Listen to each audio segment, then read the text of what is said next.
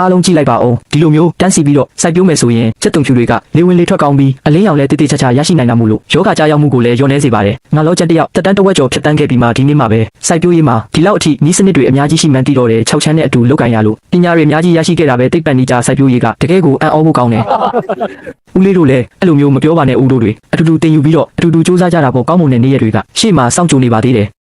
6ချမ်းရဲ့ဒီလိုစူးစမ်းအထောက်မှုကတကယ်ကိုကောင်းမွန်ပါတယ်မြေစီလွာကလူကိုမညာပါဘူးစူးစမ်းရင်စူးစမ်းတဲ့လောက်တေချာပေါက်အကျိုးအမြတ်ရရှိမှာပါ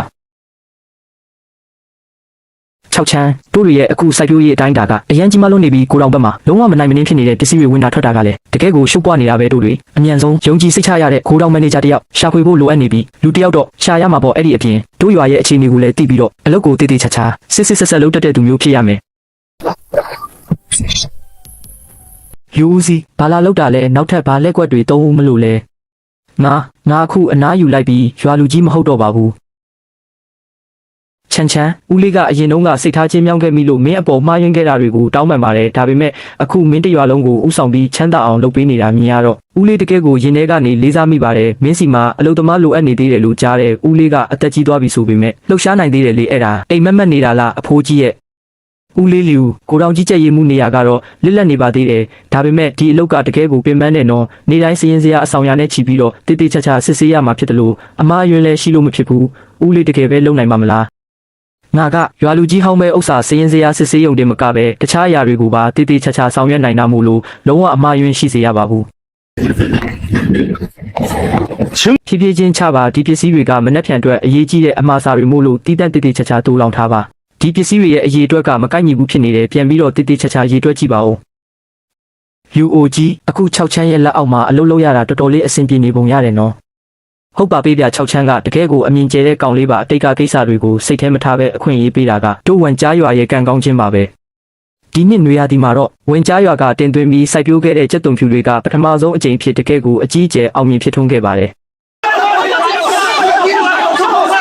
်ဟောတောက်ညီလေးရေငါကိုကူညီပြီးတော့ဦးစားပေးစရင်သွင်းပေးပါဦးတို့တွေကြက်သွန်ဖြူပိတာ9000ကျုတင်ပြီးတော့မှာယူခြင်းလို့ပါဈေးနှုန်းကိုလည်းတေချာပေါက်စိတ်ကြည်နက်မှုရှိစေရပါမယ်တို့တွေလည်းလက်လက်ဆက်ဆက်တီးနှံတွေကိုအရင်ဆုံးလာပြီးတော့ဝယ်ယူချင်တာပါတို့တွေကဈေးကွက်ပေါက်ဈေးထက်ပိုပေးပြီးတော့ပိတာ4000ကိုအခုချက်ချင်းတည်ယူခြင်းလို့ပါမလောကြပါနဲ့ဦးကြက်သွန်ဖြူတွေကိုမြေကြီးတဲကနေအကုန်လုံးမနှုတ်ရသေးပါဘူးစီကံအတိုင်းစာချုပ်ချုပ်ဆိုပြီးမှဆောင်ရွက်ပေးပါမယ်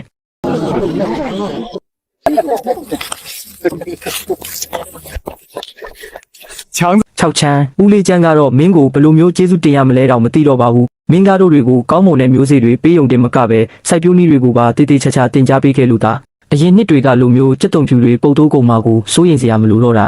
6ချမ်းမင်းကတော့တို့ရွာရဲ့တကယ်ကျေးဇူးရှင်ကြီးပါပဲဒီနှစ်မှာတော့တို့တရွာလုံးဝလင်းလင်းနဲ့ပျော်ပျော်ရွှင်ရွှင်ဖြတ်တန်းနိုင်ကြတော့မှာပါဦးလေးချမ်းကျွန်တော်ကစိတ်ကူးလေးတစ်ခုပဲပေးခဲ့တာပါအခုလိုမျိုးအောင်မြင်ဖြစ်ထွန်းလာတာကအားလုံးရဲ့ကြိုးစားအထောက်မှုကြောင့်ပါရဲဘော်6ချမ်းမင်းကကိုယ်တိုင်ချမ်းသာအောင်လှုပ်ဆောင်ရုံတင်မကပဲရွာသားတွေကိုပါတိတ်ပန်နေကြစိုက်ပျိုးနည်းတွေတင်ပေးပြီးအတူတူချမ်းသာအောင်ဆောင်ရွက်ပေးနေတဲ့စိတ်ဓာတ်ကတနိုင်ငံလုံးအတိုင်းအတာနဲ့အတူယူပြီးတင်ယူတဲ့အရာဖြစ်ပါတယ်စူးစမ်းပြီးတော့ဆက်လုပ်ဆောင်ပါနောက်ဘာအခက်ခဲမျိုးပဲရှိတို့တွေဘက်ကနေအမြဲတမ်းကူညီပေးသွားပါမယ်ကျေးဇူးတင်ပါတယ်ခင်ဗျာအားလုံးရဲ့မျှော်လင့်ချက်တွေကိုအကောင်းဆုံးဖြစ်အောင်စူးစမ်းပြီးတော့ဆောင်ရွက်သွားပါမယ်အခုဆိုရင်တရွာလုံးကခမ ्या ကိုစံပြအဖြစ်တတ်မှတ်နေကြပြီနော်နောက်ဆိုရင်တော့ပို့ပြီးတော့စူးစမ်းရတော့မှာပေါ့ဇနီးလေးစိတ်ချလက်ချထားလိုက်ပါကိုကဇနီးလေးရဲ့လက်အောက်ကအလုသမားတယောက်ပဲဥစ္စာဒါတွေအားလုံးအောင်မြင်တာကဇနီးလေးရဲ့လမ်းညွှန်မှုကောင်းမွန်လို့ပါဒါပေါ့ဇနီးဖြစ်သူရဲ့စကားကိုနားထောင်ရင်တေချာပေါက်အောင်မြင်မှုတွေရရှိနိုင်တာပဲလေ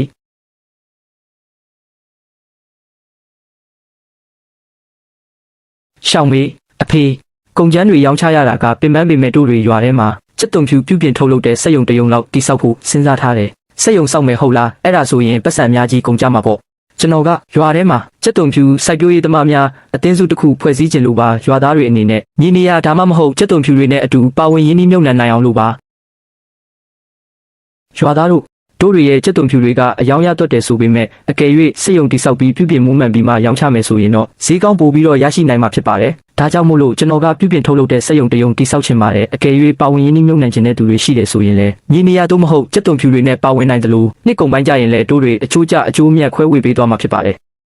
6ချမ်းတို့တွေကမင်းကိုမယုံကြည်လို့မဟုတ်ပါဘူးဒါပေမဲ့ညီနေရဆိုတာကတို့တွေရဲ့အသက်သွေးကြောပဲဥစ္စာအကယ်၍စက်ယုံသားရှုံးနေသွားခဲ့ရင်ဘာတွေစိုးရိမ်နေတာလဲအရင်တုန်းက6ချမ်းတယောက်အိမ်ကိုပေါင်နှံပြီးတော့ဒုက္ခခံခဲ့တုန်းကတော့ဘယ်သူကဒီလိုမျိုးအောင်မြင်လာမယ်လို့ထင်ခဲ့လို့လဲငါကတော့အခု3ထပ်တိုက်အင်ဂျီနဲ့နေနိုင်နေပြီဟေ့ငါလောချမ်းအရင်ဆုံးပါဝင်ရင်းနှီးမြုပ်နှံမယ်အိမ်ကမြေတွေနဲ့ကြက်သွန်ဖြူတွေအကုန်လုံးကိုရင်းနှီးမြုပ်နှံလိုက်မယ်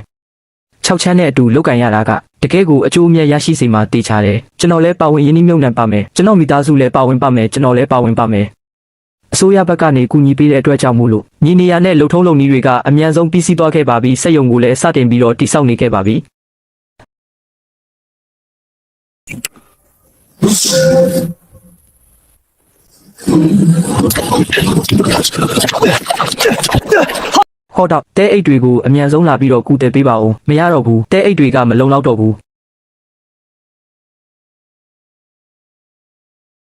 ရွာသားတို့ဒီစက်ယုံကတို့ရွာရဲ့အနာဂတ်မျှော်လင့်ချက်ပဲဥစားဘလို့နီးနဲ့မှပျက်စီးသွားလို့မဖြစ်ဘူးဟေ့ဟိုး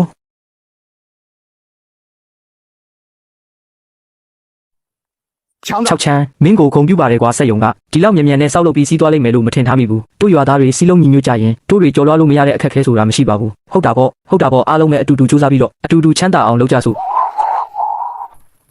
ဝန်ကြားရွာစက်တုံဖြူပြုပြင်ထုတ်လုပ်ရေးစက်ယုံဖွင့်ပွဲခမ်းနားအောင်မြင်ပါစေပထမဆုံးအကြိမ်အဖြစ်မြေကြီးတဲကနေနှုတ်ယူလာတဲ့ကြက်သွန်ဖြူတွေကိုစေးကြောတဲ့ကန်အချက်လိုက်ပြီးတဲ့ဆက်အချောက်ခံဆက်စားတဲ့လုပ်ငန်းစဉ်တွေဖြတ်တန်းပြီးတာနဲ့ကုန်ချိုးပစ္စည်းဖြစ်သွားခဲ့ပါပြီးခိမိတဲ့ကိရိယာတွေကရွာသားတွေအတွက်အလုပ်ကျွေးပြုပြီးဝင်ထုတ်ဝင်ပိုးတွေကိုအများကြီးရောနေစေပါတယ်စက်ယုံမှုရေတက်အယောင်သွေးနဲ့အာနိတင်ပါဝင်မှုတွေအကုန်လုံးကစံချိန်စံညွှန်းပြည့်မိပါတယ်ခင်ဗျာကောင်းတယ်တကယ်ကိုကောင်းလုံးပါတယ်ဒါကရွှေပြားတွေထက်တောင်ပိုပြီးတော့လှပနေပါသေးတယ်လား6ချမ်းဒါတွေအားလုံးကစူပါမားကတ်ကြီးတွေနဲ့စားတောက်ကုန်စက်ယုံတွေကနေမှာယူထားတဲ့အမှားစားတွေဖြစ်ပါတယ်တို့ရဲ့ထုတ်ကုန်ကတကယ်ကိုလူကြိုက်များလွန်းလှချီလားဦးလေးချမ်းဒါကဦးလေးတို့မိသားစုရဲ့ဒီနှစ်အတွက်အကျိုးမြတ်ခွဲဝေမှုဖြစ်တယ်လို့ဦးလေးစက်ယုံမှာအလုပ်လုပ်လို့ရတဲ့လစာလဲပါဝင်တာမို့လို့စုစုပေါင်း3ဆလောက်တိုးပွားသွားခဲ့ပါပြီ6မင်းရဲ့ဦးလေးချမ်းတယောက်အသက်60အထိနေထိုင်ခဲ့ပြီးမှဒီလောက်အထိပတ်စံအများကြီးကိုပထမဆုံးအကြိမ်မြင်ဘူးတော့တာပဲရှောင်းမေးတို့တွေအခုလိုမျိုး6ချမ်းရဲ့ကြက်သွန်ဖြူတိုးလောင်မှုကြောင့်ကောင်းမွန်တဲ့နေ့ရက်တွေဖြတ်တန်းနိုင်တာကကံတရားတစ်ခုလဲကြောင့်မဟုတ်ပဲ6ချမ်းရဲ့အမြင်ကျမှုကြောင့်လဲပါဝင်ပါတယ်စက်ယုံမှုချမ်းခင်ဗျားတို့အတင်းစုရဲ့ဂုံထုတ်လုပ်မှုစွမ်းအားကိုထပ်ပြီးတော့တိုးချဲ့နိုင်အောင်မလားတို့တွေ9နှစ်တက်တန်းရှိတဲ့ပြည်ပကုန်ပစ္စည်းပေးသွင်းမှုစာချုပ်ကိုချုပ်ဆိုခြင်းလို့ပါပြည်ပကုန်ပစ္စည်းပေးသွင်းမှုစာချုပ်ကဆွဲဆောင်မှုရှိစေတယ်ဆိုပေမဲ့သူတို့ကကုန်ပစ္စည်းအရေးသွေးပေါ်လိုအပ်ချက်တောင်းဆိုမှုမြင့်မားလွန်းလာပါတယ်အဲ့ဒီအပြင်အမှားစာပမာဏကလည်းကြီးမားလွန်းလာမှုလို့တို့ရဲ့အခုရှိတဲ့မြေနေရာနဲ့တည်ဆိုရင်တော့တေချာပေါက်မလုံလောက်နိုင်ပါဘူး6ချမ်းဝန်ကြားရွာမှာအခုဆိုရင်ပိုချန်တဲ့မြေနေရာမရှိတော့ဘူးကုန်ထုတ်လုပ်မှုကိုထပ်ပြီးတော့တိုးချဲ့ခြင်းနဲ့ဆိုရင်တော့အပြင်ကမြေနေရာတွေကိုရှာဖွေရမှာဖြစ်ပါတယ်ဟုတ်ပါတယ်ငါကြည့်ရှုစစ်ဆေးပြီးတလောက်တော့အနီးနားကလီကြားရွာရဲ့မြေနေရာကမြေပြန့်ဖြစ်တယ်လို့ရေအရင်းမြစ်လဲတိုးပွားလာတာမို့လို့ကုန်ထုတ်လုပ်မှုတိုးချဲ့ဖို့အတွက်အကောင်းဆုံးမြေနေရာဖြစ်ပါတယ်မနှက်ဖြန်မနှက်စောစောကြရင်တို့တွေလီကြားရွာကိုတစ်ခေါက်လောက်သွားကြရအောင်ဒါကဝန်ကြားရွာကစက်ယုံမှုချမ်းမဟုတ်လားဘယ်လိုမျိုးလင်းချင်းတွေတိုက်ခတ်လာလို့ဒီကိုရောက်ရှိလာခဲ့တာလဲယူအတွင်းရင်းမှုကျွန်တော်ဒီနေ့လာတာကခင်ဗျားတို့ရွာမြောက်ဘက်ကမြေက900ကိုစက်တုံဖြူစိုက်ပျိုးဖို့အတွက်ငှားရမ်းခြင်းလို့ပါစက်ယုံမှုချမ်းအဲ့ဒီမြေနေရာကတို့ရွာရဲ့ရတနာတစ်ပါးပဲဥစ္စာခင်ဗျားတို့ရဲ့စက်တုံဖြူစီးပွားရေးကဒီလောက်ထိကောင်းမွန်နေတာဆိုတော့မြေက900အတွက်ခင်ဗျားဘယ်လောက်ထိပေးနိုင်မှာလဲဒီကိစ္စကိုတော့လူဦးစီးဘက်ကပဲဈေးနှုန်းတစ်ခုသတ်မှတ်ပေးပါဦးငါပြောရမယ်ဆိုရင်တော့တအေကားကို2000ပြားတစ်စီတောင်ရှော့လို့မရပါဘူး2000ဟုတ်လားခင်ဗျားတပြားတိုက်နေတာကမှပို့ပြီးတော့အဆင်ပြေအောင်မယ်ငားချင်ရင်ငါမငားချင်လဲနေပေါ့တို့ရွာရဲ့မြေနေရာမဟုတ်ရင်အနီးနား10မိုင်ပတ်လည်မှာခင်ဗျားတို့ဒီထက်ပိုကောင်းတဲ့မြေနေရာရှာတွေ့နိုင်အောင်မလားသူကဒီစာချုပ်ကိုပဲအားကိုးပြီးတော့အမျက်ထုတ်ချင်နေတာတေချာပေါက်နောက်ကြရင်ငါစီကိုပြန်လာပြီးတော့တောင်းပန်ရမှာတေချာပါတယ်နောက်ကြရင်တို့တွေတုံမီရွာကိုတွားကြရအောင်6ချမ်းအဲ့ဒီနေရာကတို့ရဲ့ပြုပြင်ထုတ်လုပ်ရေးစက်ရုံနဲ့ကီလိုမီတာ30လောက်အထိဝေးကွာလွန်လာပါတယ်ဟုတ်ပါတယ်6ချမ်းတုံမီရွာကဝေးလံရုံတင်မကပဲလမ်းပန်းဆက်သွယ်ရေးလည်းခက်ခဲလွန်းလာမို့လို့သူတို့ရဲ့မြေနေရာကိုငှားရမ်းမယ်ဆိုရင်တဲယူပို့ဆောင်ရေးစရိတ်ကအများကြီးပို့ပြီးတော့ကုန်ကျသွားနိုင်ပါတယ်အရင်ဆုံးတုံမီရွာကိုတွားပြီးတော့ကြည့်ရှုစစ်ဆေးကြည့်ရအောင်အဲ့ဒီရွာကဆင်းရဲနွမ်းပါလာတာမို့လို့အကယ်၍ဈေးနှုန်းအဆင်ပြေပြေနဲ့ညှိနှိုင်းနိုင်ခဲ့မယ်ဆိုရင်အကွာဝေးကပြဿနာမဟုတ်ပါဘူးတအေကားကို2000ပေးရမယ်ဆိုရင်လီအိုကတကယ်ကိုမြေခွေးအိုကြီးပဲတို့တွေကိုအချက်ကင်လို့ရမယ်လို့ထင်နေတာလားစက်ယုံမှုချမ်းဖုံးလက်ခံရရှိပြီးတာနဲ့ကျွန်တော်အချိန်မီဒီမှာလာရောက်ပြီးတော့စောင့်ကြိုနေခဲ့တာပါရွာထဲကလူငယ်တွေအကုန်လုံးအပြင်မှာအလုပ်ထွက်လုပ်နေကြတာမို့လို့တို့ရွာကလီကြားရွာလိုမျိုးလူဦးရေမများပြားဘူးဆိုပေမဲ့မြေက900ကတော့တေချာပေါက်အစင်သိရှိနေပါတယ်ရွာလူကြီးဒါဆိုရင်ကျွန်တော်ပွင့်ပွင့်လင်းလင်းပဲပြောပါမယ်ကျွန်တော်တို့ဘက်ကတအေကကို800နှုန်းနဲ့ခင်ဗျားတို့ရဲ့မြေနေရာကိုငှားရမ်းချင်ပါတယ်မသိဘူးဒီဈေးနှုန်းကခင်ဗျားတို့ဘက်ကသဘောတူနိုင်ပါမလားစက်ယုံမှုချမ်းဒါကဘာတွေအားနာစရာလိုအပ်အောင်မလဲခင်ဗျားရဲ့နာမည်ကုန်တဲ့င်းကတို့စီမှာမွေးပြတ်နေတာပဲဥစ္စာခင်ဗျားစိတ်ကြရွေးချယ်နိုင်ပါတယ်တို့တွေမြေနေရာတင်မကပဲစက်ပြိုးရေးလုပ်သားတွေကိုပါကူညီပြီးတော့စီစဉ်ပေးသွားပါမယ်ဒါဆိုရင်တော့တို့တွေရဲ့ပူးပေါင်းဆောင်ရွက်မှုကတကယ်ကိုပျော်ရွှင်စရာကောင်းလာပါတယ်ငါထင်ထားတာကသူ့အစင်မပြေဖြစ်ပြီးမှနောက်ဆုံးတော့ငါစီကိုပြန်လာပြီးတော့တောင်းပန်ရလိမ့်မယ်လို့ထင်ထားတာငါကစာချုပ်ကိုတောင်တေးသေးချာချာပြင်ဆင်ထားပြီးဥစ္စာတကယ်ကိုစိတ်ပြတ်ဖို့ကောင်းလုံးပါတယ်အတွင်းရေးမှုယူသူကတကယ်ပဲတုံမီရွာကိုတွားလိုက်တာလား မဖြစ်နိုင်တာအဲ့ဒီလိုမျိုးဆင်းရဲတဲ့နေရာကလမ်းပန်းဆက်သွယ်ရေးတောင်ကောင်းကောင်းမွန်မွန်မရှိတာကိုသူယူသွားလို့သွားရမှာလားဒီနေရာကလန်ကီဝေးကွာလာတယ်ဆိုပေမဲ့ဒီနေရာကတော့တကယ်ကိုကောင်းမွန်ပါတယ်အားလုံးစိတ်ချလက်ချထားလိုက်ပါဒီတစ်ချိန်ကြက်သွန်ဖြူတွေရဲ့အကျိုးမြတ်ကတေချာပေါက်ခင်ဗျားတို့ရိုးရာသီးနှံတွေစိုက်ပျိုးတာထက်အများကြီးပို့ပြီးတော့ဝင်ငွေရရှိစေရပါမယ်ဒီစကားကအားနာစရာကောင်းလုံးပါတယ်ခင်ဗျားကအစိုးရဘက်ကနေချီကျူးကုန်ပြုခြင်းခံထားရတဲ့စိုက်ပျိုးရေးသမားစံပြပုဂ္ဂိုလ်ကြီးပဲဥစ္စာခင်ဗျားနဲ့အတူလုပ်ကန်ရတာတေချာပေါက်မှန်ကန်ပါတယ်ဟုတ်တယ်မလားရွာသားတို့ဟုတ်ပါတယ်စက်ယုံမှုချန်အကျိုးမြတ်ကဘလို့ပဲဖြစ်ဖြစ်တို့တွေကတော့ခင်ဗျားရဲ့လူပုဂ္ဂိုလ်ပေါ်ကိုယုံကြည်စိတ်ချတာပါအကယ်၍ရွာလူကြီးတာမဟုတ်ခဲ့ရင်တို့ရွာကလူတွေအစကတည်းကအတူတူချမ်းသာနေကြပြီမဟုတ်လားဟုတ်ပါတယ်တို့တွေအခုချက်ချင်းလီအိုစီကိုသွားပြီးတော့ရှင်းရှင်းလင်းလင်းဖြည့်ရှင်းချက်တောင်းကြရအောင်လီအိုမင်းပြောခဲ့တုန်းကတော့6ချမ်းကတို့ရွာရဲ့မြေနေရမရှိရင်အလုံးမဖြစ်နိုင်ဘူးလို့ပြောခဲ့တာမဟုတ်လားအခုတော့သူကဘာဖြစ်လို့တုံမင်ရွာနဲ့သွားပြီးတော့ပူပေါင်းဆောင်ရွက်သွားရတာလဲအားလုံးပဲစိတ်အေးအေးထားကြပါဦးသူကခဏတာဝေခွဲမရဖြစ်နေုံတင်မှာတုံမင်ရွာကဒီလောက်အထိဝေးကွာလွန်းလာတာကိုတည်ယူပို့ဆောင်ရေးကဘယ်လိုမျိုးအဆင်ပြေနိုင်မှာလဲသူတေချာပေါက်ပြန်လာမှာပါပြန်လာမယ်ဟုတ်လားသူတို့တုံမင်ရွာကဒီနှစ်မှာတင်အကြီးအကျယ်အောင်မြင်ဖြစ်ထွန်းတော့မှာကိုတို့ရွာရဲ့မြေနေရာတွေကတော့အခုထိဆက်ပြီးတော့လစ်လက်နေတုံးပဲဥစ္စာအကယ်၍မင်းကြောင့်တာမဟုတ်ရင်တို့ရွာကအစကတည်းက6ချမ်းနဲ့ပူးပေါင်းဆောင်ရွက်ပြီးကောင်းမွန်တဲ့နေ့ရက်တွေဖြစ်တန်းနေရပြီမဟုတ်လားဒီကိစ္စကတကယ်ကိုကျွန်တော်ရဲ့အမှားပါပဲကျွန်တော်ကလည်းအားလုံးအတွက်ပို့ပြီးတော့အကျိုးမြတ်တွေရရှိစေချင်လို့စူးစမ်းခဲ့တာပါ6ချမ်းတုံမင်ရွာကရွာသားတွေကတကယ်ကိုရိုးသားဖြောက်မှတ်ပြီးအလုပ်ကိုလည်းကြိုးကြိုးစားစားလုပ်ကင်ကြတယ်တို့ရဲ့စိုက်ပျိုးရေးကုန်ကြစရိတ်ကလည်းခံမှန်းထားတာထက်အများကြီးပို့ပြီးတော့တက်တာလာပါတယ်ကျွန်တော်အစကတည်းကဒီမြေနေရာကိုရွေးချယ်ခဲ့တာကလည်းဒီအချက်ကိုသဘောကျလို့ပါတို့တွေကစံချိန်စံညွှန်းမိတဲ့စိုက်ပျိုးရေးအခြေစိုက်စခန်းတစ်ခုတိစောက်သွားရမှာဖြစ်တာမို့လို့လန်ကီဝေးကွာလာတယ်ဆိုပေမဲ့အရေးသွေးကိုတော့အကောင်းဆုံးဖြစ်အောင်ဆောင်ရွက်သွားရမယ်စက်ယုံမှုချမ်းအပါစက်ယုံမှုချမ်းကျွန်တော်ရဲ့အမြင်ချင်းမြောင်းခဲ့မိတာတွေကိုခွင့်လွတ်ပါဦးအစတုန်းကမြေစင်းနှုံးတတ်မှတ်ခဲ့တာကနောက်ပြောင်ခဲ့မိုံတက်ပါပဲတို့တွေထပ်ပြီးတော့ညှိနှိုင်းကြည့်ကြရအောင်လေအတွင်းရေးမှုယူအခွင့်အရေးဆိုတာတစ်ချိန်ပဲရှိတာပါအခုကျွန်တော်ကတုံမင်ရွာရဲ့မြေနေရာတွေကိုငှားရမ်းပြီးသွားပြီဖြစ်လို့လောလောဆယ်မှာတော့ထပ်ပြီးတော့မြေငှားဖို့အစီအစဉ်မရှိသေးပါဘူးစက်ယုံမှုချမ်းကျွန်တော်တကယ်ပဲမှားသွားခဲ့ပါတယ်အကယ်၍ခမရတာလီကြားရွာရဲ့မြေနေရာကိုမငှားရမ်းဘူးဆိုရင်ကျွန်တော်လည်းရွာကိုပြန်ဖို့မျက်နှာမရှိတော့ပါဘူးဦးလေးလီစီးပွားရေးဆိုတာကလေးကစားစရာမဟုတ်ပါဘူးလီကြားရွာရဲ့မြေနေရာကိုကျွန်တော်အခုလုံးဝမလိုအပ်တော့ပါဘူးဒါပေမဲ့တို့စက်ယုံမှာတုပ်ပိုးမှုလုပ်ငန်းအတွက်လစ်လက်နေတဲ့နေရာအနေငယ်တော့ရှိပါသေးတယ်စက်ယုံမှုချမ်းတို့ရွာကိုအခွင့်အရေးပေးတဲ့အတွက်တကယ်ကိုကျေးဇူးတင်ပါတယ်စက်ယုံမှုကတကယ်ကိုသဘောထားကြီးလှပါတယ်ဒါပေမဲ့တေချာပေါက်တရားမျှတစွာရှင်ပြန်ကြရမှာဖြစ်ပါတယ်တို့ရဲ့ကုန်ထုတ်လုပ်မှုကွင်းဆက်ကပို့ပြီးတော့ခင်မိတဲ့စနစ်စီကိုအမြန်ဆုံးကူးပြောင်းသွားဖို့လိုအပ်နေပြီး6ချမ်းအစိုးရဘက်ကနေအသစ်ထုတ်ပြန်လိုက်တဲ့ပတ်ဝန်းကျင်ထိန်းသိမ်းရေးဆိုင်ရာမူဝါဒတစ်ခုရှိလာတဲ့ဒုစက်ယုံကစံချိန်စံညွှန်းမပြည့်မီရုံတင်မကပဲလုပ်ငန်းရနာရမယ်အနေနဲ့ပါရင်ဆိုင်နေရပါတယ်6ချမ်းဒါကဘယ်လိုလုပ်ရမလဲမူဝါဒတေရစက်တုံဖြူပြုပြင်ထုတ်လုပ်တဲ့ထုတ်ပိုးမှုပစ္စည်းတွေကတို့အခုသုံးနေတဲ့ပလတ်စတစ်ထုတ်ပိုးမှုတွေကစံချိန်စံညွှန်းမပြည့်မီဘူးဖြစ်နေတယ်6ချမ်းပြည်ပကမှာယူထားတဲ့9နှစ်တက်တန်းရှိတဲ့အမှားစာတွေအတွက်တစ်ဖက်လူကလည်းနိုင်ငံတကာပတ်ဝန်းကျင်ထိန်းသိမ်းရေးစံညွှန်းနဲ့ကိုင်းညီဖို့တောင်းဆိုထားတာရှိပါတယ်အကယ်၍စစ်ဆေးလို့မအောင်မြင်ခဲ့ရင်တို့တွေရောကြီးမတက်နိုင်ပဲဖြစ်သွားလိမ့်မယ်မူဝါဒကချက်မှတ်ပြီးသားဖြစ်တာမို့လို့တို့တွေဘက်ကလည်းတက်ကြွစွာနဲ့လိုက်နာဆောင်ရွက်သွားရမယ်ဟောတော့မင်းအခုချက်ချင်းစက်ယုံကိုအကြောင်းကြားလိုက်ပါကုန်ချောပစ္စည်းထုတ်ပိုးမှုလုပ်ငန်းအလုံးကိုယာယီရပ်နားထားလိုက်ပါရှောင်းမေးမင်းကျွန်တော်ကိုပြည်နယ်မြို့တော်ကိုသွားမယ်ယထာလက်မှတ်အချို့ကူညီပြီးတော့မှာယူပေးပါဦးပြည်နယ်မြို့တော်ကိုဘာသွားလို့မလို့လဲတို့တွေကဒီအတိုင်းထိုင်ဆောင်နေလို့မဖြစ်ဘူးပြည်နယ်မြို့တော်ကိုသွားပြီးတော့စံချိန်စံညွှန်းမိတဲ့ပတ်ဝန်းကျင်ထိန်းသိမ်းရေးထုတ်ပိုးမှုပစ္စည်းတွေကိုလိုက်လံရှာဖွေရမယ်စက်ယုံမှုချမ်းလီကြားရွာကနေခေါ်ယူထားတဲ့ထုတ်ပိုးမှုလုပ်သားတွေကအခုဆိုရင်အလုပ်ကိုကျွမ်းကျင်လုပ်ကင်တက်နေပါပြီသူတို့ကိုယာယီရပ်နားထားခိုင်းလိုက်ပါဆက်တွေကိုလည်းပိတ်ထားလိုက်ပါဦးအားလုံးပဲလောလောဆယ်အလုတ်ခဏရထားမဲ့အကြောင်းကြားစာကိုနားထောင်ပေးကြပါဦးတိုးခုသုံးနေတဲ့ထုတ်ပိုးမှုပစ္စည်းတွေကပတ်ဝန်းကျင်ထိန်းသိမ်းရေးစံနှုန်းနဲ့ကိုက်ညီမှုမရှိဘူးဖြစ်နေတယ်ဒါကြောင့်မို့လို့ကျွန်တော်ဆုံးဖြတ်လိုက်တယ်ခင်ဗျားတို့တဲကနေကိုယ်စားလှယ်အချို့ကိုရွေးချယ်ပြီးတော့တိတိကျကျနဲ့တဘာဝပတ်ဝန်းကျင်အကြောင်းနားလည်တဲ့သူတွေစီတွားရောက်လေ့လာရမယ်တို့တွေကအလုပ်လုပ်ရုံပဲသိတာလေခင်ဗျားတို့ကမှပတ်ဝန်းကျင်ထိန်းသိမ်းရေးအကြောင်းသိတာမဟုတ်ဘူးလားထုတ်ပိုးပစ္စည်းတွေရဲ့ခိုင်ခန့်မှုနဲ့စက်ပိုင်းဆိုင်ရာလုပ်ငန်းစဉ်တွေကိုခင်ဗျားတို့ကအသိဆုံးဖြစ်တာမို့လို့ပြည်နယ်မြို့တော်ကိုတွားမဲ့ခရီးစဉ်မှာခင်ဗျားတို့ရဲ့သဘောထားအမြင်ကတကယ်ကိုအရေးကြီးပါတယ်ခင်ဗျားတို့စက်ယုံရဲ့လက်ရှိထုတ်ပိုးမှုပစ္စည်းတွေကနောက်ဆုံးထုတ်ပြန်ထားတဲ့ပတ်ဝန်းကျင်ထိန်းသိမ်းရေးဥပဒေကိုချိုးဖောက်နေတာကြောင့်မို့လို့အခုတရားဝင်ပြုပြင်ပြောင်းလဲဖို့အကြောင်းကြားစာပေးအပ်တာဖြစ်ပါတယ်။တစ်ပတ်အတွင်းမှာစံချိန်စံညွှန်းမိတဲ့အိတ်တွေကိုပြောင်းလဲအသုံးပြုရမှာဖြစ်ပြီးမဟုတ်ရင်တော့လုပ်ငန်းရပ်နာပြီးစစ်ဆေးခြင်းခံရပါလိမ့်မယ်။လူကြီးမင်းစစ်ချလက်ချထားလိုက်ပါကျမတို့စက်ယုံမှုကအလုပ်သမားကိုယ်စားလှယ်တွေနဲ့အတူညရင်းချင်းပဲပြည်နယ်မြို့တော်ကိုတွားရောက်ပြီးတော့ပစ္စည်းအသစ်တွေကိုလိုက်လံရှာဖွေနေခဲ့ပါပြီ။ကျမတို့တေချာပေါက်မူဝါဒကိုပူးပေါင်းပါဝင်ဆောင်ရွက်သွားပါမယ်။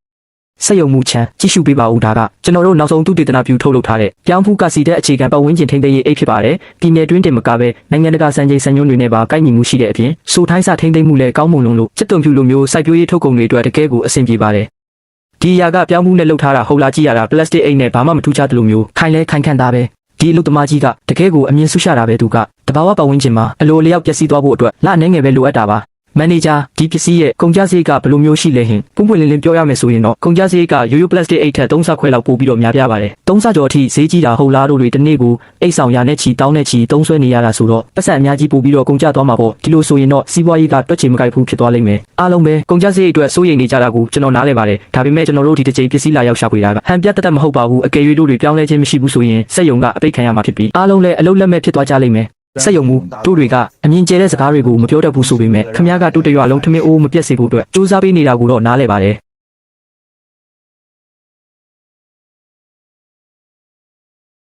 စက်ယုံမှုခြံရောက်ပြီအားလုံးပဲလက်ရှိလုပ်နေတဲ့အလုပ်တွေကိုခဏရပ်နားပေးကြပါဦးပစ္စည်းအသစ်တွေရောက်ရှိလာခဲ့ပါပြီအခုချိန်ကစပြီးတော့အရင်ကထုတ်ပိုးမှုအိတ်ဟောင်းတွေကိုမသုံးဆွဲပဲဒီတစ်ချိန်ဝယ်ယူလာတဲ့ပတ်ဝန်းကျင်ထိန်းသိမ်းရေးအိတ်သစ်တွေကိုပဲပြောင်းလဲအသုံးပြုသွားရပါမယ်နောက်ထုတ်လုပ်မဲ့ပစ္စည်းတွေတည်းမကပဲခိုးလောင်ထဲမှာထုတ်ပိုးပြီးသားဖြစ်တဲ့စက်တုံဖြူတစ်တာ9000ကိုလည်းအကုန်လုံးပြန်ဖြတ်ပြီးတော့အိတ်အသစ်တွေနဲ့ပြန်လဲထုတ်ပိုးသွားရပါမယ်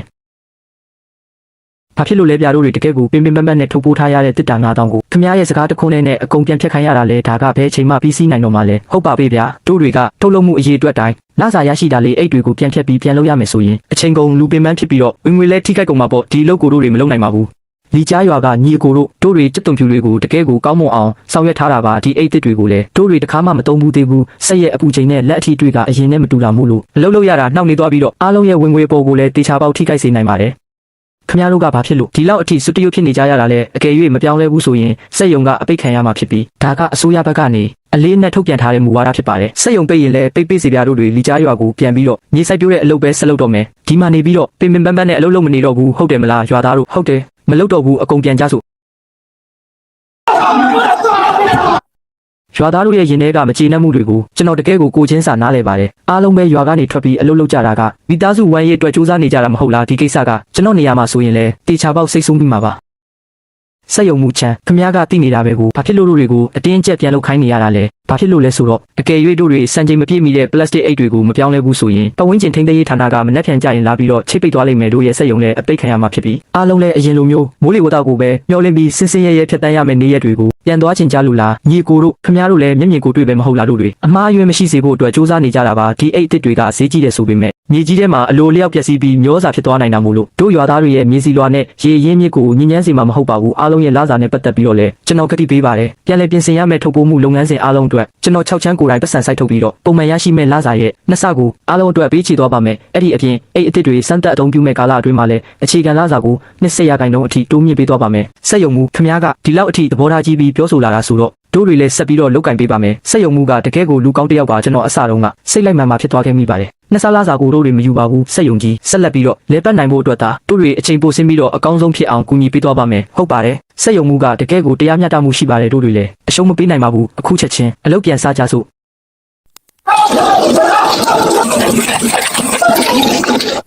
စိတ်ချလက်ချထားလိုက်ပါ6ချမ်းဒီနှုံအတိုင်းသာဆိုရင်တော့မနဲ့မလင်းခင်မှာဒီတစ်တာ9000လုံးကိုတေချာပေါက်အကုန်လုံးပြန်လဲပြင်ဆင်ပြီးသွားနိုင်ပါတယ်ဟုတ်ပါတယ်အားလုံးစီလုံးညီညွတ်ကြရင်ကြော်လွှားလို့မရတဲ့အခက်အခဲဆိုတာမရှိပါဘူးနောက်ဆုံးတစ်တာထုတ်ပိုးမှုပြီးစီးပါပြီဟိုးစက်ယုံမှုခင်ဗျားတို့ရဲ့ပြုပြင်ပြောင်းလဲမှုအရှိန်ဟုန်ကတကယ်ကိုမျက်စံလာပါတယ်ဒီထုတ်ပိုးမှုပစ္စည်းတွေကပြည်내ရဲ့မူဝါဒတောင်းဆိုချက်တွေနဲ့လုံးဝကိုကိုက်ညီမှုရှိပါတယ်ရွာသားတို့ရဲ့ထုတ်ကုန်တွေကရွာပြင်ကိုရောက်ရှိသွားရုံတင်မကပဲအခုဆိုရင်ကမ္ဘာဈေးကွက်ထဲအထိပါရောက်ရှိသွားခဲ့ပါပြီနောက်တစ်ချိန်မှာတို့တွေဝန်ကြားရွာလီကြားရွာနဲ့တုံမင်ရွာတို့ကိုပူးပေါင်းပြီးတော့တနိုင်ငံလုံးမှာအကြီးမားဆုံးဖြစ်တဲ့တဘာဝပတ်ဝန်းကျင်ထိန်းသိမ်းရေးစိုက်ပျိုးရေးထုတ်ကုန်အခြေစိုက်စခန်းကြီးတစ်ခုအဖြစ်တည်ဆောက်သွားကြမယ်အားလုံးကယုံကြည်မှုရှိကြရဲ့လားရှိပါတယ်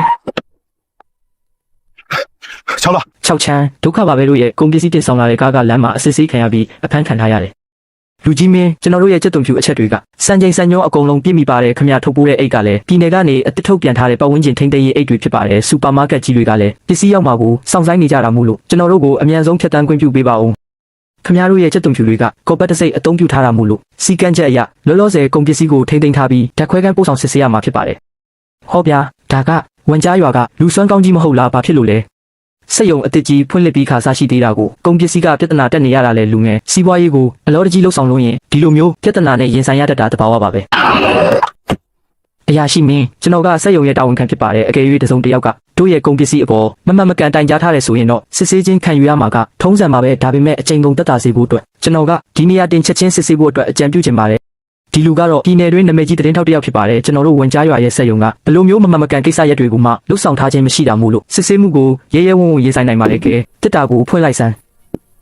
အရာရှိမင်းတကယ်၍ဒါကတကယ်ကိုစံချိန်မပြည့်မီတဲ့ညဉ့်ညမ်းပစ္စည်းတွေသာဆိုရင်ဘသူကဒီအထဲကပစ္စည်းတွေကိုဒီအတိုင်းချက်ချင်းစားရဲပါမလဲကျွန်တော်တို့စက်ယုံကတုံးဆွဲထားတဲ့ပစ္စည်းကတဘာဝပြောင်းမှုကစီတန်းနဲ့လှုပ်ဆောင်ထားတာဖြစ်လို့ဘယ်လိုမျိုးဓာတုပစ္စည်းပါဝင်မှုမှမရှိပါဘူးစက်ယုံမှုချမ်းစာရွက်စာတမ်းတွေနဲ့ပစ္စည်းတွေအားလုံးကစံချိန်စံညွှန်းပြည့်မီတာမို့လို့ပြဿနာမရှိပါဘူးကြည့်ရတာတစုံတစ်ယောက်ကမနာလို့မမှန်မကန်တိုင်ကြားထားတာထင်ပါတယ်အခုချက်ချင်းသွားခွင့်ပြုလိုက်ပါကောင်းကကြီးလား6ချမ်းကကိုဒီလိုမျိုးနီးလန်းတွေနဲ့ရင်ဆိုင်ရဲတဲ့ပေါ့လေနောက်ကြရင်မင်းကိုဘယ်လိုမျိုးနှိတ်ကိုရမလဲဆိုတာငါမှနီးလန်းတွေအများကြီးရှိပါသေးတယ်ရွာသားတို့ရဲ့ရင်ထဲကမကျေနပ်မှုတွေကိုကျွန်တော်တကယ်ကိုချင်းစာနားလဲပါတယ်အားလုံးပဲရွာကနေထွက်ပြီးအလုပ်လုပ်ကြတာကမိသားစုဝမ်းရေးအတွက်စူးစမ်းနေကြတာမဟုတ်လားဒီကိစ္စကကျွန်တော်နေရာမှာဆိုရင်လည်းတေချာပေါက်စိတ်ဆိုးမိမှာပါစက်ယုံမှုချမ်းခမည်းကသိနေတာပဲကိုဘာဖြစ်လို့တွေကိုအတင်းကျပ်ပြန်လုပ်ခိုင်းနေရတာလဲဘာဖြစ်လို့လဲဆိုတော့တကယ်၍တို့တွေစံချိန်မပြည့်မီတဲ့ပလတ်စတစ်အိတ်တွေကိုမပြောင်းလဲဘူးဆိုရင်ပတ်ဝန်းကျင်ထိန်းသိမ်းရေးဌာနကမနှက်ထန်ကြရင်လာပြီးတော့ချိတ်ပိတ်သွားလိမ့်မယ်တို့ရဲ့စက်ယုံလည်းအပိတ်ခံရမှာဖြစ်ပြီးအားလုံးလည်းအရင်လိုမျိုးမိုးလေဝသကိုပဲမျှော်လင့်ပြီးစစ်စင်ရဲရဲဖြတ်တန်းရမယ့်နေ့ရက်တွေကိုပြန်သွားချင်ကြလို့လားညီကိုတို့ခမည်းတို့လည်းမျက်မြင်ကိုတွေ့ပဲမဟုတ်လားတို့တွေအမှားအယွင်းမရှိစေဖို့အတွက်စူးစမ်းနေကြတာပါဒီအိတ်တစ်တွေကဈေးကြီးတယ်ဆိုပေမဲ့ညီကြီးထဲမှာအလိုလျောက်ပြက်စီးပြီးမျောစာဖြစ်သွားနိုင်တာမို့လို့တို့ရွာသားတွေရဲ့မြေစီလွာနဲ့ရေရင်းမြစ်ကိုညဉ့်ညမ်းစီမှာမဟုတ်ပါဘူးအားလုံးရဲ့လစာနဲ့ပတ်သက်ပြီးတော့လည်းကျွန်တော်ကတိပေးပါတယ်ပြန်လည်ပြင်ဆင်ရမယ့်ထုတ်ပိုးမှုလုပ်ငန်းစဉ်အားလုံးအတွက်ကျွန်တော်6ချမ်းကိုယ်တိုင်ပတ်စံစိုက်ထုတ်ပြီးတော့ပုံမှန်ရရှိမဲ့လစာရဲ့နှစ်ဆကိုအားလုံးအတွက်ပေးချေသွားပါမယ်အဲ့ဒီအပြင်အိတ်အစ်တွေစံတက်အသုံးပြုမဲ့ကာလအတွင်းမှာလည်းအခြေခံလစာကို20%ခိုင်နှုန်းအထိတိုးမြင့်ပေးသွားပါမယ်စက်ယုံမှုခမည်းကဒီလောက်အထိသဘောထားကြီးပြီးပြောဆိုလာတာဆိုတော့တို့တွေလည်းဆက်ပြီးတော့လုပ်ကင်ပေးပါမယ်စက်ယုံမှုကတကယ်ကိုလူကောင်းတစ်ယောက်ပါကျွန်တော်အစားတုန်းကစိတ်လိုက်မှန်မှဖြစ်သွားခဲ့မိပါတယ်နှစ်ဆလစာကိုတို့တွေမယူပါဘူးစက်ယုံကြီးဆက်လက်ပြီးတော့လဲပတ်နိုင်ဖို့အတွက်သာတို့တွေအချိန်ပိုဆင်းပြီးတော့အကောင်းဆုံးဖြစ်အောင်ကူညီပေးသွားပါမယ်ဟုတ်ပါတယ်စက်ယုံမှုကတကယ်ကိုတရားမျှတမှုရှိပါတယ်တို့တွေလည်းအရှုံးမပေးနိုင်ပါဘူးအခုချက်ချင်းအလုပ်ပြန်စားကြစို့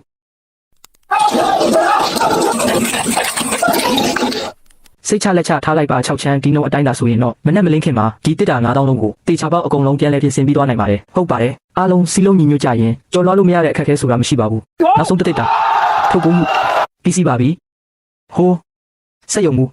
ခင်ဗျားတို့ရဲ့ပြုပြင်ပြောင်းလဲမှုအချိန်ဟုန်ကတကယ်ကိုမျက်စံလာပါတယ်ဒီထုတ်ပိုးမှုပစ္စည်းတွေကပြည်နယ်ရဲ့မူဝါဒတောင်းဆိုချက်တွေနဲ့လုံးဝကိုကိုက်ညီမှုရှိပါတယ်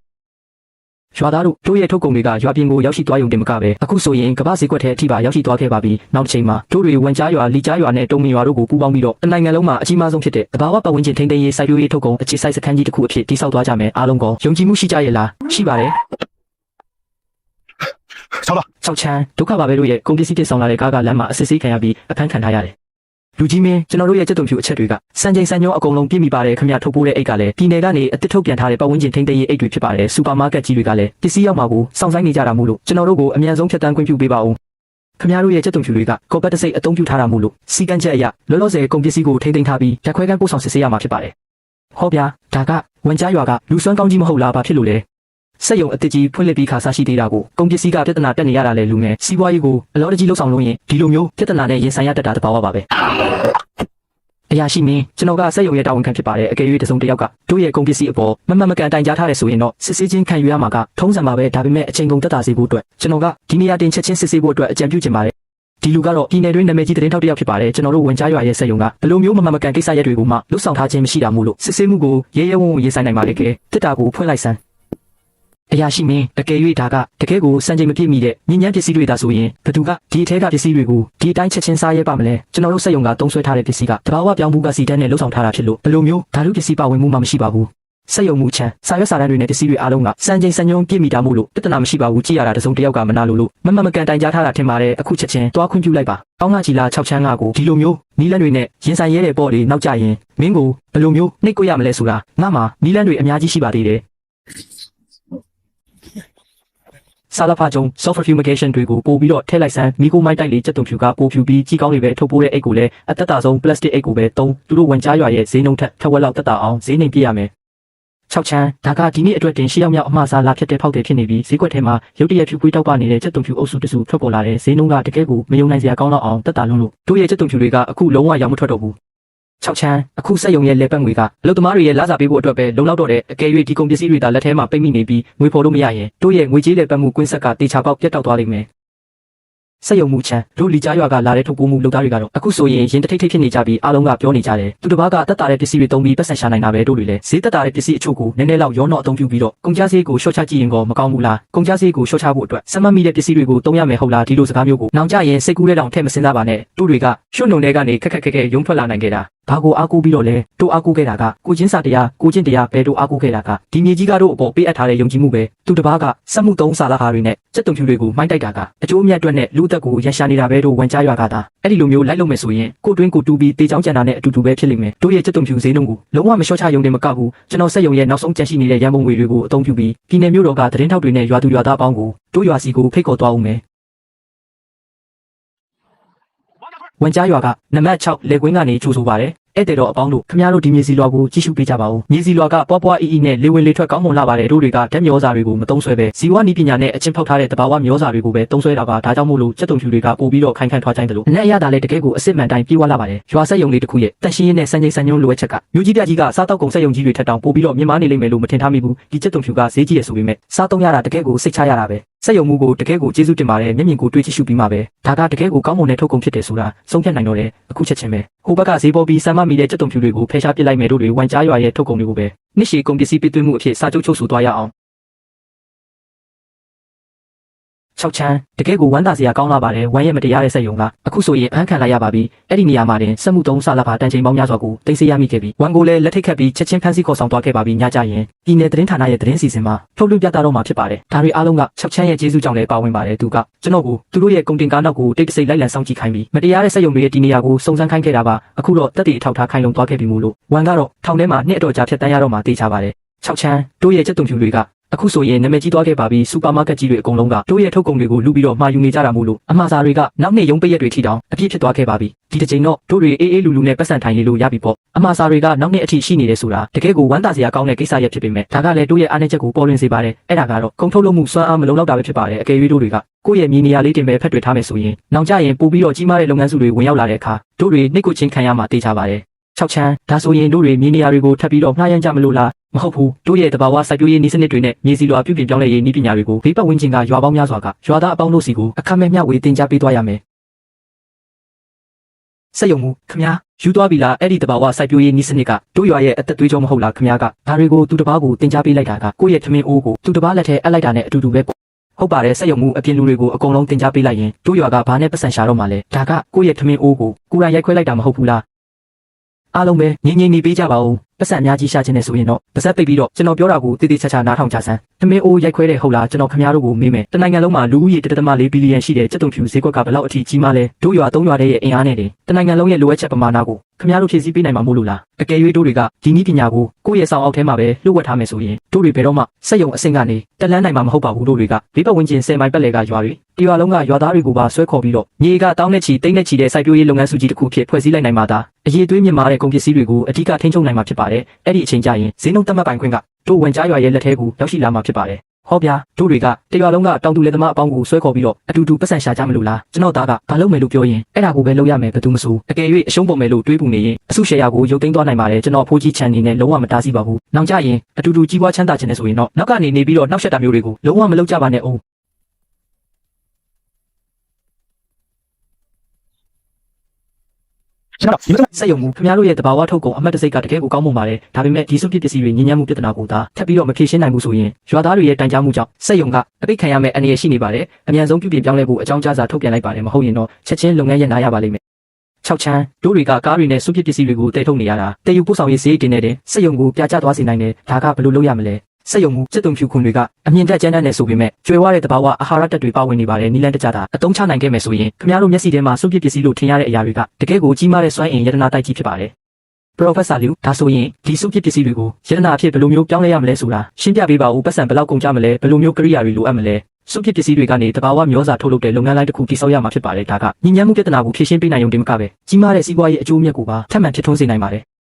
6ချမ်းအကယ်၍ဒီတန်ကန်ကြီးကပရိုဖက်ဆာပြောသလိုမျိုးတကယ်ပဲအစွမ်းထက်တယ်ဆိုရင်တို့တရွာလုံးကလူတွေနောင်ကြရင်ထမင်းချက်တဲ့အခါ gas ဖို့အတွက်ပတ်စံကုန်စရာမလိုတော့ဘူးမဟုတ်လားဦးလေးချမ်းထမင်းချက်တဲ့အခါပတ်စံကုန်စရာမလိုတော့ယုံတင်မကဘူးဒီစုပ်ပစ္စည်းတွေအချင်းဖောက်ပြီးလို့ကြန့်ရှိနေတဲ့အနေနှစ်တွေကအကောင်းဆုံးတဘာဝမျိုးစာဖြစ်တာမို့လို့တို့တွေနောင်ကြရင်အပြင်ကနေမျိုးစာတွေကိုပတ်စံကုန်ခံပြီးဝယ်ယူစရာမလိုတော့ပါဘူးခင်ဗျာလင်းပြီဟိတ်တကယ်ပဲမီးလင်းလာပြီဖြို့ဟာဟာဟာဝန်ကြားရွာကလူကြီးမင်းတို့စိတ်အေးအေးထားကြပါဦးရွာသားတို့အားလုံးပဲလာကြပါဦးနတ်မင်းကြီးကတို့ရွာရဲ့ကောက်ပဲတီးနှံတွေကိုကယ်တင်ပေးလိုက်ပြီးပြိုးတို့တွေသဘောတူနိုင်ကြမလားသဘောမတူနိုင်ပါဘူးဟ ဟော့တောက်အားလုံးပဲစက်ယုံထဲမှာရှိတဲ့အချင်းဖောက်ပြီးသားရွှွန်စည်းရည်တွေအကုန်လုံးကိုအမြန်ဆုံးတည်ထုတ်လာခဲ့ကြပါအိမ်တိုင်းကလည်းအိမ်မှာရှိတဲ့ကောက်ရိုးအဟောင်းတွေအကုန်လုံးကိုအပြင်ထုတ်လာခဲ့ကြပါဒီညတို့တွေကောင်းကင်ကြီးကိုအပူပေးပြီးတော့ဒီစိုက်ခင်းတွေကိုတေချာပေါက်ကာကွယ်ရမယ်6ချမ်းဒီဘက်ကတော့အကုန်လုံးဖုံးအုပ်လို့ပြီးတော့မှာပါမိကိုမငိမ့်စေနဲ့ဆက်ပြီးတော့ရှို့ထားလိုက်ဦးအားလုံးပဲအားတင်းထားကြပါဦးနောက်ထပ်3နာရီလောက်ပဲအောက်ခံထားလိုက်ရင်မနဲ့လင်းတော့မှမို့လို့မိကိုလုံးဝအငိမ့်မခံပါနဲ့နဲ့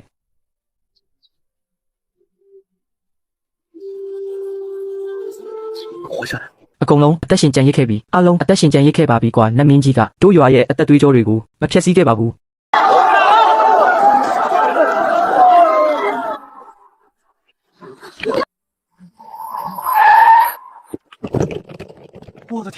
ဒါကတို့ရဲ့စင်းရဲနွမ်းပါလာတဲ့ဝန်ကြားရွာဟုတ်ပါဦးမလားဒီလမ်းကမြို့ပေါ်ကလမ်းတွေထက်တောင်ပိုပြီးတော့ကောင်းမွန်နေပါသေးတယ်လားတို့ရွာကအခုဆိုရင်အားလုံးပဲအကျိုးအမြတ်ခွဲဝေမှုတွေရရှိနေကြပြီးစက်ရုံမှာလည်းကုန်စည်ပို့ဆောင်ရေးအဖွဲ့နဲ့ online အယောင်းဌာနတွေပါတိစောက်ထားတဲ့ဥစ္စာ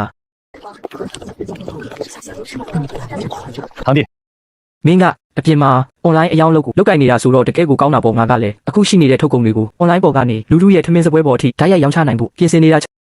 6ကိုမင်းစိတ်ချလက်ချထားလိုက်ပါအစတုန်းကလေယာစိုက်ပျိုးရေးကအနာဂတ်မရှိဘူးလို့ထင်ခဲ့ပေမဲ့အခုတော့တေချာပေါက်ရွာမှာပဲနေပြီးတော့ကြီးမားတဲ့လုပ်ငန်းကြီးတစ်ခုဖြစ်အောင်လှုပ်ဆောင်သွားတော့မယ်6ချမ်းစကရိယာကုန်ကြစည်တွေအလုပ်သမားလာစာတွေပတ်ဝန်းကျင်ထိန်းသိမ်းရေးဆိုင်ရာရင်းနှီးမြှုပ်နှံမှုတွေနဲ့နောက်နှစ်အတွက်ကြိုတင်ပြင်ဆင်ထားတဲ့ရန်ပုံငွေတွေအကုန်လုံးကိုနှုတ်ယူပြီးတာတော့မှတို့ရွာ3ရွာရဲ့စုစုပေါင်းအကျိုးအမြတ်ခွဲဝေမှုကတကယ်ကိုနက္ခတ္တဗေဒကိန်းကနန်းလိုမျိုးအများကြီးဖြစ်ထွန်းနေပါတယ်ဒါဆိုရင်တို့တွေဘာကိုစောင့်နေအောင်မှလဲ6ချမ်းအခုချက်ချင်းပဲရွာသားတွေကိုပတ်စံအစ်စ်တွေထုတ်ပေးလိုက်ရအောင်လေ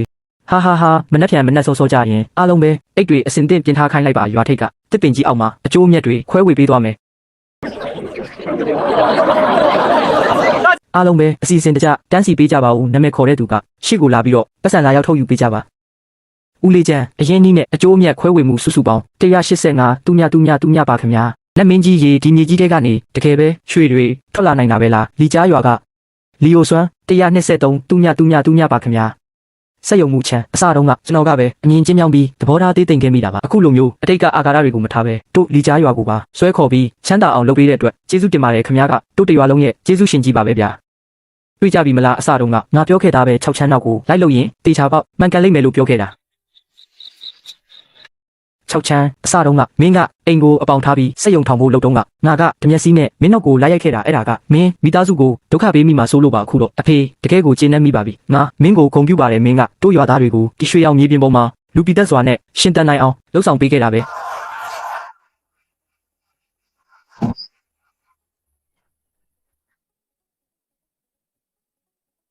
6ချမ်းအခုဆိုရင်တို့ရွာကမြို့ပေါ်ထက်တောင်ပို့ပြီးတော့နေလို့ထိုင်လို့ကောင်းမွန်နေပါပြီအစတုန်းကအိမ်မက်ထဲတောင်ထက်မှတ်ဖို့မရဲခဲ့တဲ့အခုလိုမျိုးကောင်းမွန်တဲ့နေ့ရက်တွေကိုတို့တွေဖြတ်တန်းခွင့်ရရှိနေကြပြီရှောင်းမေတကယ်တော့တို့တွေလှုပ်ဆောင်ခဲ့တဲ့အရာကကြီးကျယ်ခမ်းနားလာတာမျိုးမဟုတ်ပါဘူးဒီမြေကြီးထဲမှာအစကတည်းကရွှေတွေမြုပ်နှံထားပြီးသားဖြစ်ပါတယ်ဒါပေမဲ့ရွာသားတွေကအစတုန်းကဘယ်လိုမျိုးတူးဖော်ရမလဲဆိုတာမသိခဲ့ကြသလိုတွားပြီးတော့တူးဖော်ဖို့လည်းမရဲခဲ့ကြတာပါလူများစုကပြောကြတယ်ကျွန်တော်ကတွက်ချက်မှုတော်တဲ့အခွင့်အရေးကောင်းတဲ့ကြုံတွေ့ခဲ့ရတယ်လို့ပြောကြပေမဲ့ကျွန်တော်ကိုယ်တိုင်ပဲသိပါတယ်အခုလိုမျိုးရွှေရောင်မြေပြင်ကနေအကျိုးအမြတ်တွေစင်ဆက်မပြတ်ရရှိနေတာကဘယ်လိုမျိုးလျှို့ဝှက်ချက်ကြောင့်မှမဟုတ်ပါဘူးဒါကရွာသားတွေရဲ့အရှုံးမပေးပဲစူးစမ်းအားထုတ်မှုတွေနဲ့တို့တောင်သူလယ်သမားတွေရဲ့သွေးထဲမှာစီးဆင်းနေတဲ့ရည်စည်းလောအပေါ်ယုံကြည်ကိုးကွယ်မှုကြောင့်ဖြစ်ပါတယ်အဆုံးထိကြည့်ပေးတဲ့အတွက်အားလုံးကိုကျေးဇူးတင်ပါတယ်နောက်ထပ်စကားများကိုအစအဆုံးတင်ပေးသွားမှာဖြစ်လို့စိတ်ရှည်ပြီးကြည့်ပေးကြပါခင်ဗျာ